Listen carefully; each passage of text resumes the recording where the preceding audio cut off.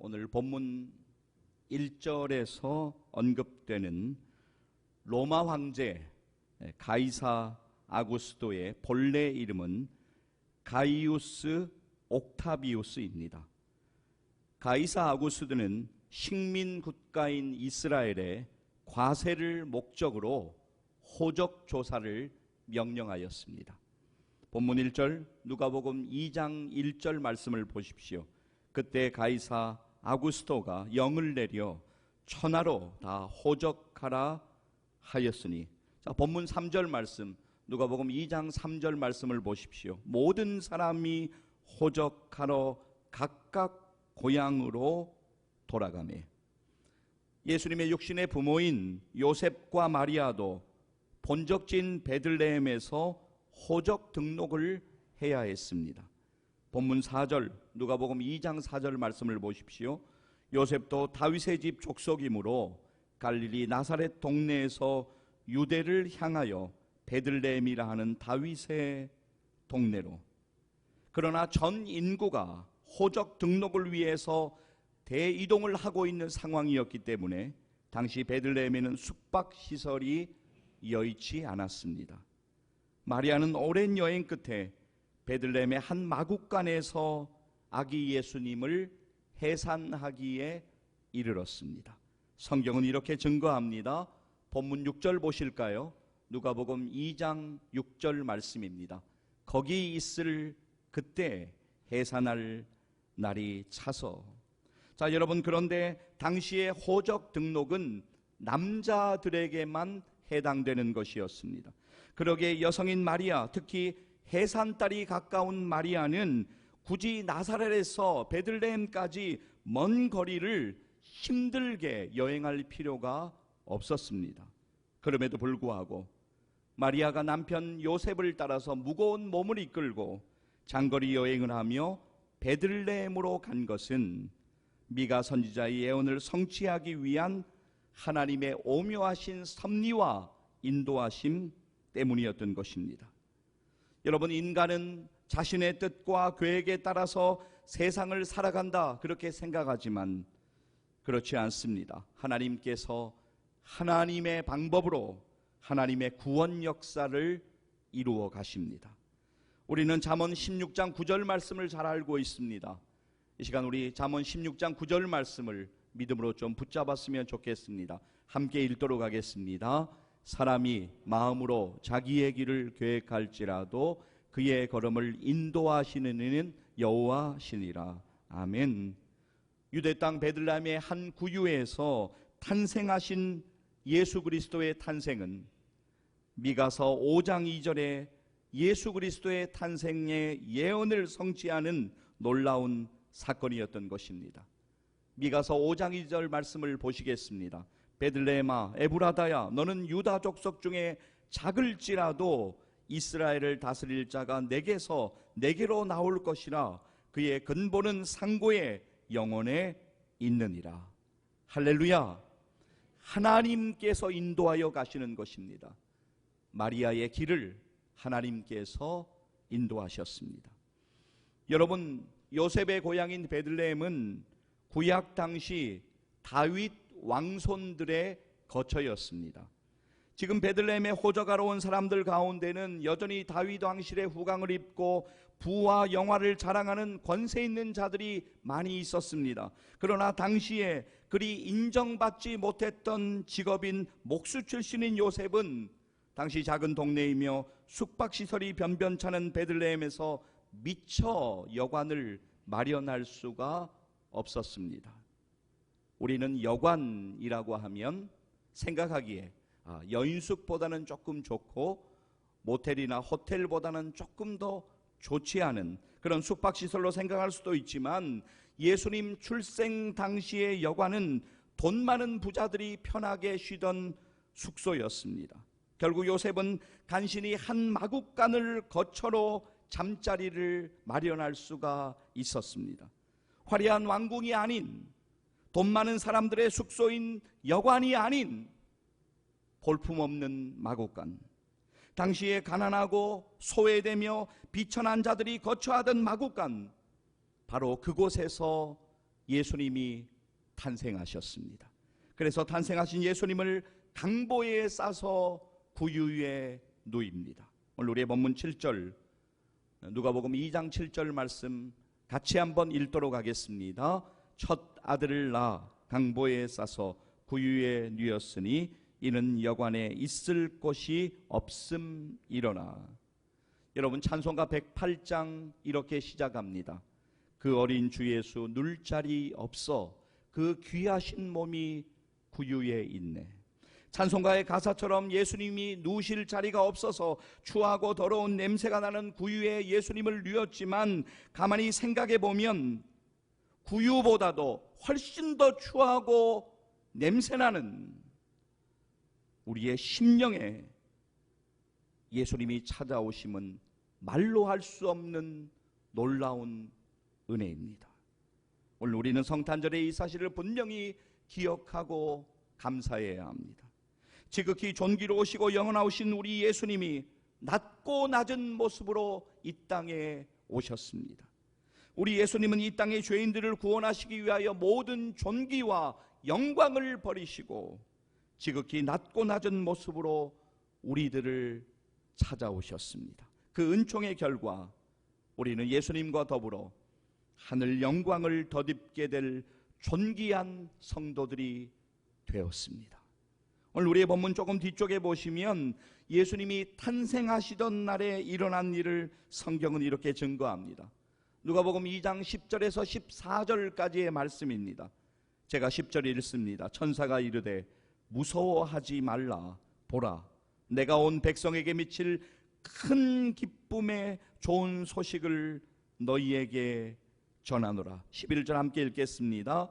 오늘 다윗의 동네 너희를 위하여 구주가 나셨으니 곧 그리스도 주시니라. 12절 제가 읽습니다. 너희가 가서 강보에 쌓여 구유에 누워 있는 아기를 보리니 이것이 너희에게 표적이니라 하더니, 13절 함께 읽습니다. 호련히 수많은 천군이 그 천사들과 함께 하나님을 찬송하여 이르되, 14절도 함께 읽겠습니다. 지극히 높은 곳에서는 하나님께 영광이요 땅에서는 하나님이 기뻐하신 사람들 중에 평화로다 하니라. 아멘.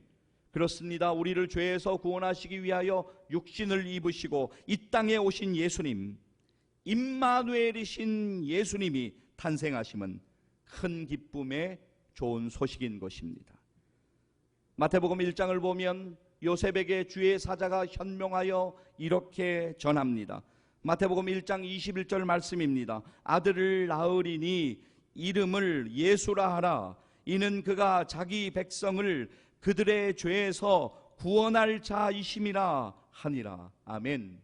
마태복음 1장 22절 그리고 23절 말씀도 보시기를 바랍니다. 이 모든 일이 된 것은 주께서 선지자로 하신 말씀을 이루려 하심이니 이르시되, 보라, 처녀가 잉태하여 아들을 낳을 것이요 그의 이름은 임마누엘이라 하리라 하셨으니, 이를 번역한즉 하나님이 우리와 함께 계시다 함이라. 아멘.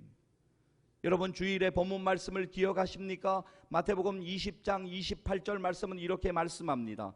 여러분, 다시 한번 우리 같이 읽도록 하겠습니다.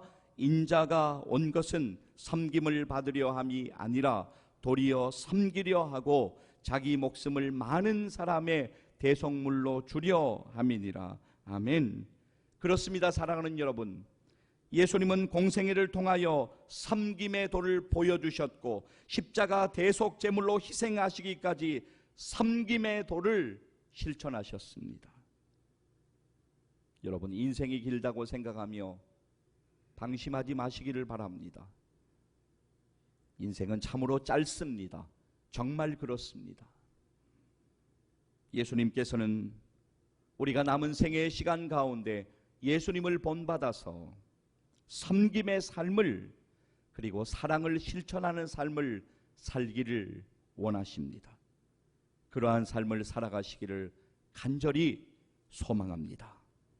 여러분, 예수님께서 다시 재림하셔서 오실 그날까지 이 땅에 교회의 존재 이유가 무엇입니까? 그것은 바로 영원 구원입니다.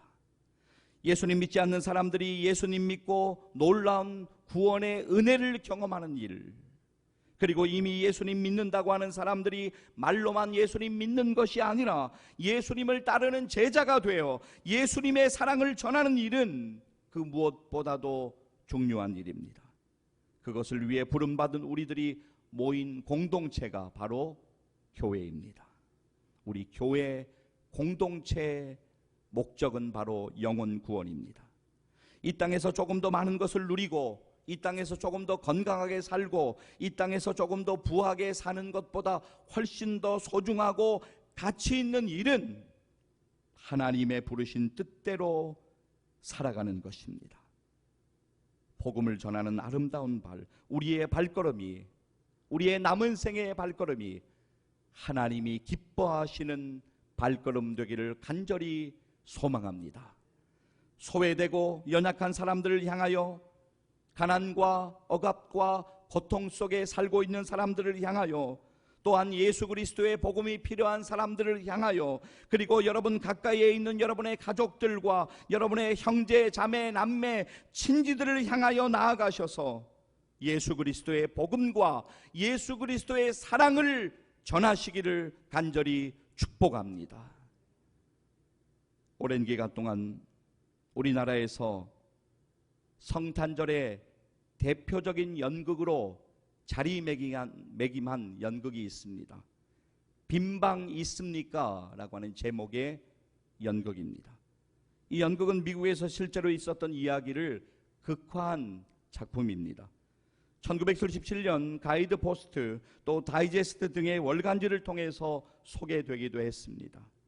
1980년 성탄절이 다가오는 어느 날 신문에 실린 원리의 성탄절이라고 하는 칼럼을 토대로 연극 연출가인 최종률 교수가 작업을 하여서 연출을 한 것입니다.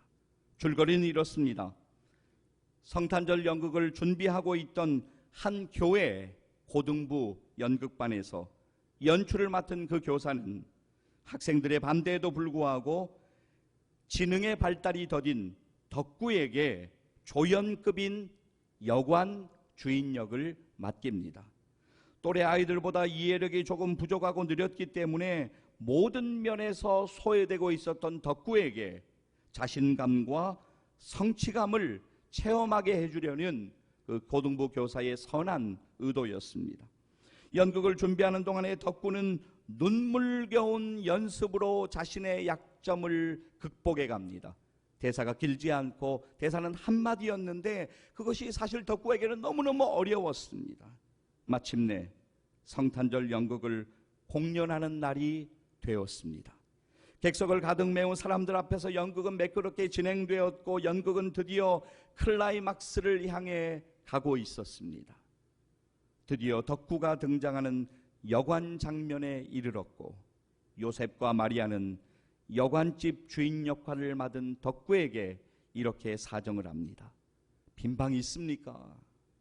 덕구가 해야 할 연극 대사는 아니요, 빈방 없습니다 한마디였습니다. 그러나 빈방을 애타게 찾는 요셉과 만삭의 마리아를 보면서 덕구는 심한 갈등을 겪게 됩니다. 그리고는 끝내 울음을 터뜨리며 절구하며 이렇게 외치고 맙니다. 우리 여관에 빈방이 있어요. 마국간에 가지 마세요. 창밖으로 눈이 내리고 있던 그 성탄절 저녁, 누구도 예상하지 못한 덕구의 외침에 관객들은 많은 생각을 하게 되고 고개를 떨구게 됩니다. 바로 그때 덕구가 울면서 말하는 덕구의 긴 독백을 들으며 관객들은 저마다 눈물을 흘립니다. 덕구의 독백은 이렇게 시작합니다. 하나님, 아이들이 많이 화나 있을 거예요. 저 때문에 연극을 망쳤거든요. 그렇지만 하나님 어떻게 거짓말을 해요? 우리 집에는요 방이 있거든요. 예수님이 태어나시려고 하는데 어떻게 나가라고 해요? 어떻게 마국간으로 가라고 해요? 저는요 예수님이 제 방으로 오시면요 이렇게 빗자루로 쓸고요 이렇게 걸레로 반질반질하게 닦을 거예요. 저는요 예수님이 제일 좋아요. 그렇지만 저 때문에 애들이 많이 속상해 있을 거예요. 속상하지 않았으면 좋겠는데 덕후로 인해서 그날 성탄절 연극 공연은 연습한 대로 진행되지 못했지만, 그러나 그 자리에 있는 사람들은 성탄절의 의미를 깊이 생각하는 시간이 되었습니다. 빈 방이 있습니까? 라고 그렇게 묻는 물음에 여러분 무엇라고 대답하시겠습니까? 사랑하는 여러분, 예수님께서 이 땅에 오신 이 날을 우리가 이 성탄절 우리가 축하하며 이 자리에 함께 모여 있지만, 우리의 마음에 예수님이 계시지 않는다면 아무런 소용이 없습니다. 성탄절의 주인이신 예수 그리스도, 우리를 살리시기 위하여 하늘의 높은 영광 보좌를 버리시고 낮은 이 땅에 가장 낮고 낮은 모습으로 겸손히 오신 예수 그리스도, 예수 그리스도를 여러분의 마음에 온전히 모셔드리는 성탄절이 되시기를 주님의 이름으로 간절히 축복합니다. 기도하시겠습니다.